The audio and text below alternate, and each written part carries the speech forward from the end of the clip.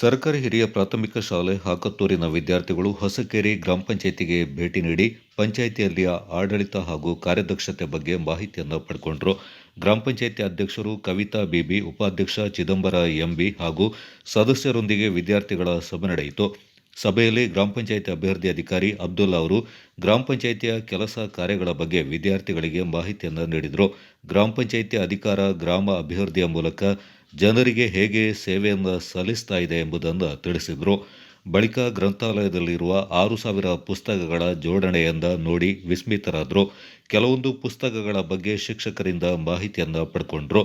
ಅಂತರ್ನೆರೆಯ ಸರ್ಕಾರಿ ಹಿರಿಯ ಪ್ರಾಥಮಿಕ ಶಾಲೆ ಅರೆಕಾಡು ಇಲ್ಲಿಗೆ ಭೇಟಿ ನೀಡಿದರು. ಅಲ್ಲಿಯ ವಿದ್ಯಾರ್ಥಿಗಳು ಹಾಗೂ ಶಿಕ್ಷಕರೊಂದಿಗೆ ಬೆರೆತರು. ಶಾಲೆಯ ಮುಖ್ಯೋಪಾಧ್ಯಾಯರು ಮಕ್ಕಳಿಗೆ ಮಧ್ಯಾಹ್ನದ ಬಿಸಿ ಊಟವನ್ನು ನೀಡಿದರು. ವಿದ್ಯಾರ್ಥಿಗಳು ಕ್ಷೇತ್ರ ಭೇಟಿಯಿಂದ ನೂತನ ಅನುಭವವನ್ನು ಪಡ್ಕೊಂಡ್ರು. ಈ ಸಂದರ್ಭ ಸರ್ಕಾರಿ ಹಿರಿಯ ಪ್ರಾಥಮಿಕ ಶಾಲೆ ಹಾಕತ್ತೂರು ಮುಖ್ಯ ಶಿಕ್ಷಕ ಕುಮಾರಸ್ವಾಮಿ ಟಿಬಿ, ಅತಿಥಿ ಶಿಕ್ಷಕಿ ಸರಸ್ವತಿ, ಪಂಚಾಯಿತಿ ಸಿಬ್ಬಂದಿ ಹಾಗೂ ವಿದ್ಯಾರ್ಥಿಗಳು ಪಾಲ್ಗೊಂಡಿದ್ದರು. Kodagu channel news, Duggala Sadananda Napoklu.